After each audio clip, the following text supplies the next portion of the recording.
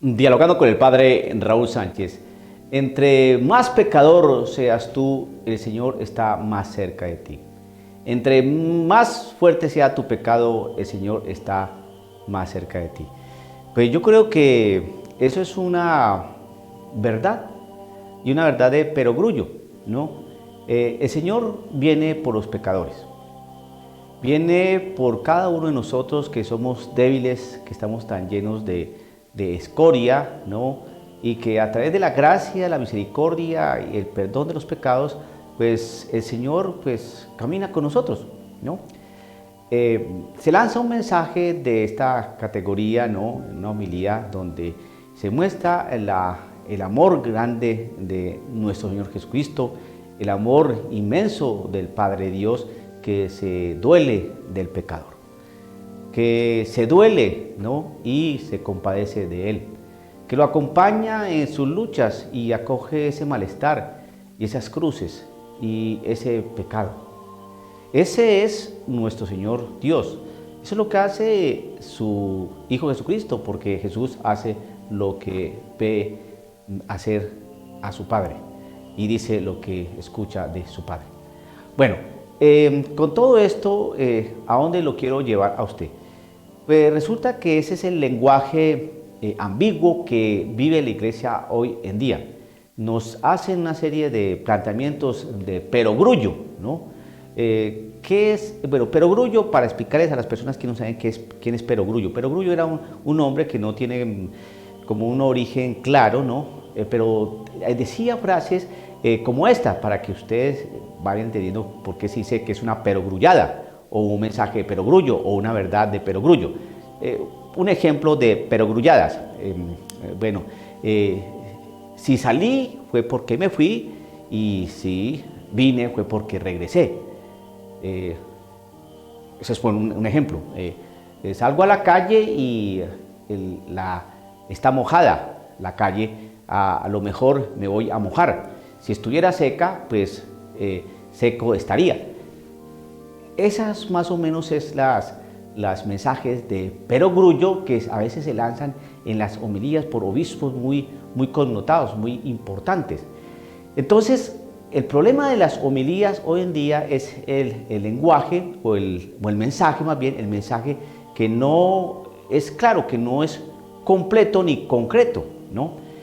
Cuando nos hablan de que entre más peques, entre más pecador seas, pues el Señor Dios está más cerca de ti, pues yo creo que eso es cierto, sí, pues el Señor vino por los pecadores y se mete con los pecadores para sacarlos de su pecado. Claro que sí, eso es cierto.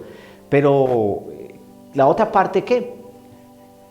Pues la otra parte es que la otra parte es la que no nos hablan, nos muestran la que ya conocemos. ¿Cuál? El amor del Padre, la misericordia del Padre, la compasión del Padre, el amor de Dios que se duele con el dolor del pecador, que entre más pecador sea la persona, pues el Señor está allí, ¿no? Con él, asumiendo su dolor, su desdicha y su malestar. Bien. ¿Quién no sabe eso?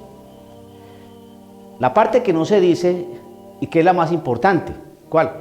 Jamás se está hablando de conversión. No se habla de conversión. Entonces uno escucha pronunciamientos, homilías, charlas, pláticas, ¿no? Y siempre el amor del Padre, la misericordia del Padre, el perdón del Padre, cosa que es cierta, nadie dice que no. Pero la otra parte, ¿por qué no la enuncian, no?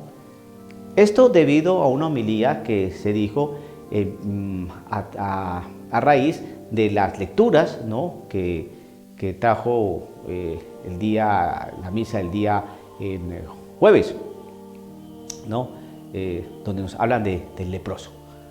Leproso que viene enfermo y le dice al Señor que si puedes curarlo. Si quieres, puedes curarlo. Si quieres. Es decir, de la lepra, ¿no?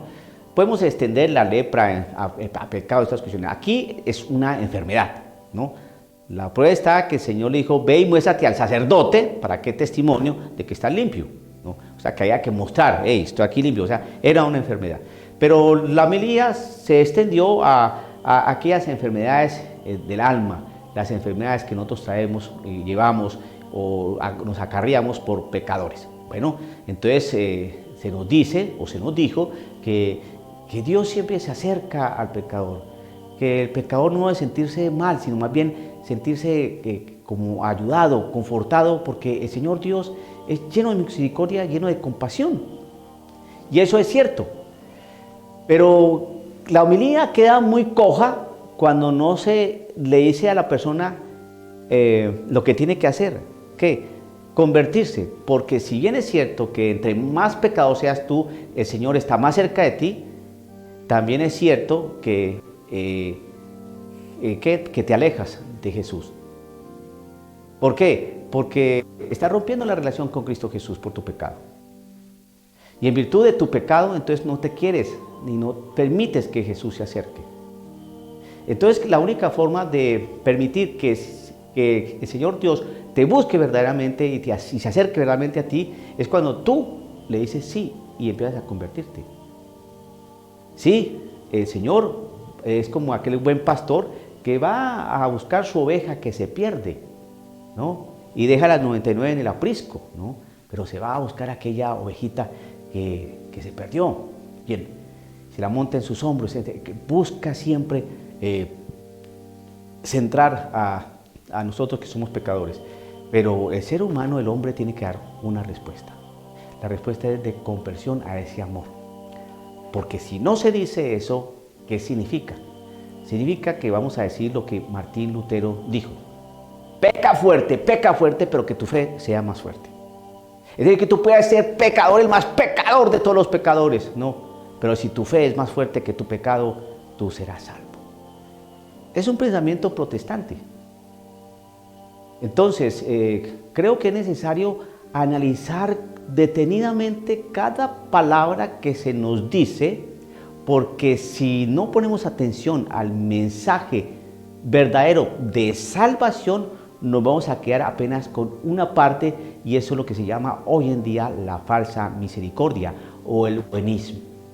Nos muestran las perogrulladas de que el Señor ama, el Señor es misericordioso, el Señor se preocupa por nosotros. Son verdades de perogrullo, ¿no? Que no nos causan novedad. Entonces, pero hay una invitación tremenda a la conversión. Fíjese ese pasaje tan hermoso que a veces no lo citan algunos. Y cuando lo citan, simplemente se queda en esa parte. Entonces, el Señor perdonó a la pecadora, a la mujer adúltera. Él no le tiró ninguna piedra, ni permitió que nadie le tirara piedra. ¿Ve? Es la misericordia del Señor. ¿Cómo el Señor no juzga a esta mujer? ¿Cómo el Señor comprende la situación de esa mujer? ¿Cómo el Señor le dice, yo tampoco te condeno, mujer? Hasta ahí llegan algunos. Hasta ahí llegan. Pero no le dicen la otra parte, que es lo que faltó precisamente en la homilía, ¿no? Que se dijo a millones de católicos de este texto del leproso. Si se habló del amor del Señor, de la misericordia de Dios, de la compasión de Dios, que está siempre con el pecador, que es una cosa maravillosa, y claro que eso es cierto. Pero le faltó lo que dice Cristo Jesús a esa mujer. Yo tampoco te condeno, yo te amo, yo estoy contigo, yo no te voy a juzgar, pero no vuelvas a pecar. Es decir, la invita a una conversión, la invita a un cambio de vida. Eso no se dijo en esta homilía. Entonces, por lo tanto, y no se están diciendo en las homilías, en las misas, ¿no? Pues nos habla de generalidades, de Dios, pero jamás tocan la palabra conversión. Entonces, son unas cosas que uno debe poner bastante atención, porque si nos hablan de que el Señor se compadece, de que entre más pecador seas tú, el Señor está más atento de ti, cosa que es cierta, que el Señor está siempre al lado del pecador, cosa que es cierta, que el Señor busca al pecador y se acerca al pecador, cosa que es cierta. ¿Listo? Y la otra parte, ¿dónde la dejamos? ¿Cuál? La respuesta del hombre a Dios que se acerca por ese pecador. ¿Cuál es la respuesta que tenemos que dar?